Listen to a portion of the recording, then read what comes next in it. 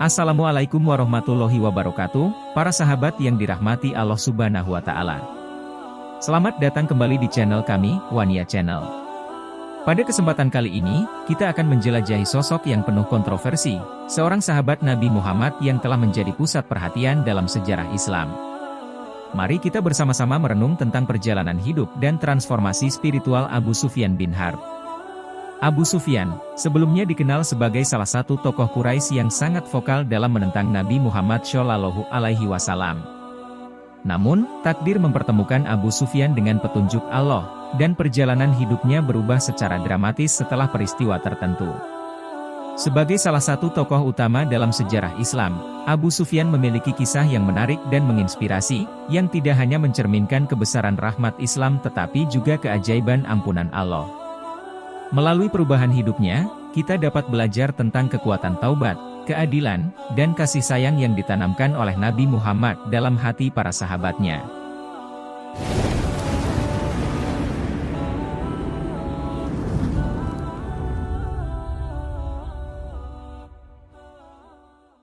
Selama perjalanan kenabiannya, Rasulullah Shallallahu Alaihi Wasallam banyak ditentang. Tak sedikit musuh Nabi Muhammad yang melakukan berbagai cara untuk menghalanginya menyebarkan agama Islam. Namun, ada satu musuh yang akhirnya masuk Islam. Ia adalah Abu Sufyan bin Harb. Abu Sufyan Syar bin Harb bin Umayyah bin Abdusi Syams bin Abdu Manaf, atau lebih dikenal dengan panggilannya Abu Sufyan bin Harb, adalah salah seorang pemimpin utama Bani Quraisy di Mekah yang sangat menentang Muhammad. Akan tetapi di kemudian hari, ia memeluk agama Islam. Setelah itu, ia menjadi Muslim yang taat. Setelah memeluk Islam, ia turut serta di Perang Hunain dan Perang Yarmuk menghadapi Romawi. Kisah Abu Sufyan bin Harb sebelum masuk Islam. Abu Sufyan bin Harb dilahirkan di Mekah 57 tahun sebelum Hijrah, 565 Masehi. Dia dipanggil Abu Hanzalah karena putranya Hanzalah, yang terbunuh dalam Perang Badar. Ibunya adalah Safiyah binti Hazn al-Hilaliyah, yang merupakan bibi dari Maimunah, salah satu istri Nabi. Ayahnya adalah Harb bin Umayyah, salah satu tokoh Quraisy. Abu Sufyan menghabiskan masa kecilnya di Mekah dengan nyaman. Ia terlibat dalam perdagangan seperti ayahnya. Dia adalah salah satu dari sedikit orang Mekah yang bisa membaca dan menulis.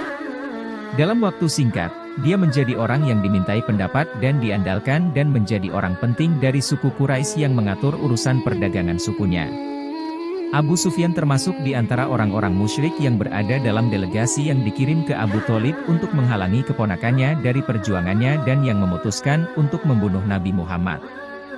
Namun, ia tidak termasuk di antara mereka yang menganiaya Nabi dan umat Islam secara fisik. Pengaruh politik yang dimiliki Abu Sufyan di Mekah pada masa muda Nabi Muhammad bukan karena memiliki posisi atau jabatan yang efektif, tetapi karena kekayaan dan pengaruh Umayyah serta bakat pribadinya. 2 tahun setelah hijrah, kaum muslimin ingin menangkap kafilah dagang yang datang dari Suriah di bawah komando Abu Sufyan atas perintah Nabi.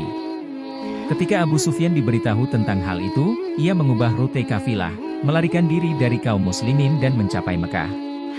Namun, kejadian ini berujung pada Perang Badar dengan provokasi Abu Jahal, pemimpin Quraisy.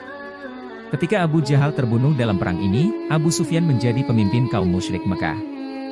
Quraisy memberinya tugas untuk membalas dendam atas kekalahan di Badar sesegera mungkin dan mereka mengalokasikan barang-barang di kafilah Suriah, yang menyebabkan perang tersebut untuk pengeluaran perang melawan kaum muslim.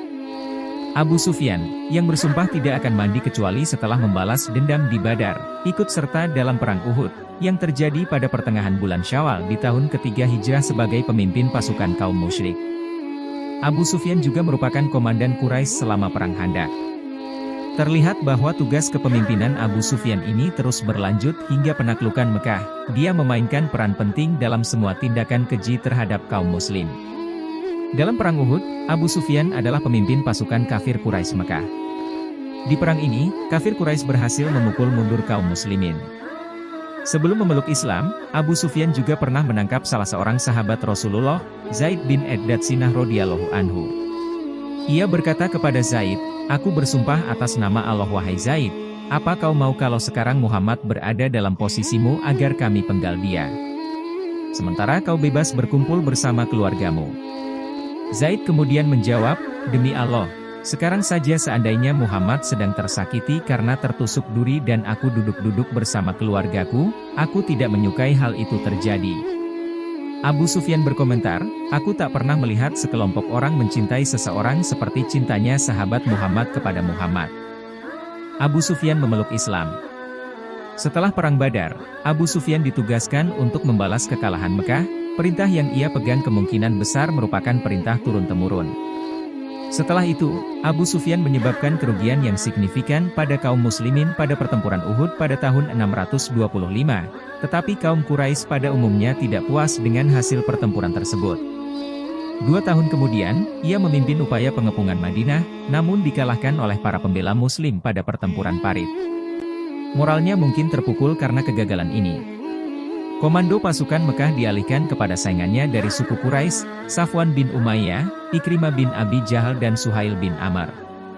Meskipun Abu Sufyan tidak ikut serta dalam perundingan gencatan senjata di Hudaybiyah pada tahun 628, ia mengadakan pembicaraan perdamaian dengan Nabi Muhammad di Madinah ketika sekutu-sekutu Quraisy tampaknya melanggar gencatan senjata. Informasi mengenai hasil pembicaraan ini tidak jelas, namun banyak yang menduga bahwa Abu Sufyan dan Nabi Muhammad telah mencapai kesepakatan.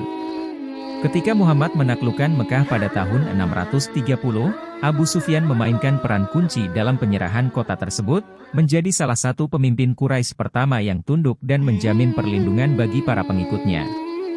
Dia bertempur bersama kaum muslimin dalam pertempuran Hunain melawan Bani Saqif dari Taif, saingan tradisional Mekah, dan pendukung suku dari Konfederasi Hawazin.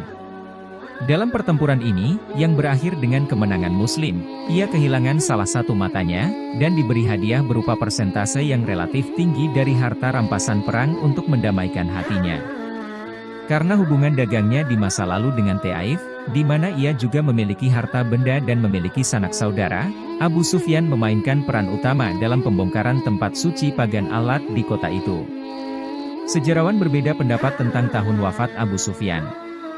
Ada yang menyebutkan bahwa ia wafat tahun 31 Hijriah. Ada pula yang berpendapat tahun 32 Hijriah. Namun ada pula yang menyatakan ia wafat di tahun 34 Hijriah. Saat itu Utsman bin Affan yang mengimami sholat jenazahnya. Sahabat yang dirahmati Allah Subhanahu wa Ta'ala. Terima kasih telah menemani kita dalam perjalanan menggali kisah sejarah Islam. Pada episode kali ini, kita telah menjelajahi kehidupan seorang tokoh penting, Abu Sufyan, yang pada awalnya menjadi lawan Islam, namun kemudian menemukan cahaya kebenaran. Kisah Abu Sufyan mengajarkan kita tentang kekuatan taubat dan perubahan positif yang dapat terjadi dalam hidup seseorang. Dari seorang yang dulu berseteru dengan Rasulullah, beliau bertransformasi menjadi pilar utama dalam menyebarkan pesan Islam. Sebagai sahabat dan mertua Nabi Muhammad, Abu Sufyan memperlihatkan kepada kita arti sejati dari pengampunan dan kesabaran dalam hubungan keluarga. Bagaimana ia menerima Islam dengan tulus hati dan mendukung langkah-langkah Rasulullah untuk menyebarkan ajaran yang mulia. Sebelum kita mengakhiri video ini, jangan lupa untuk memberikan like, subscribe, dan aktifkan lonceng notifikasi agar tidak ketinggalan video inspiratif seputar sejarah Islam. Kita ingin terus berbagi pengetahuan dan nilai-nilai luhur yang dapat menginspirasi kehidupan kita sehari-hari. Semoga kisah Abu Sufyan memberikan inspirasi dan pelajaran berharga untuk kita semua. Sampai jumpa di video berikutnya. Wassalamualaikum warahmatullahi wabarakatuh.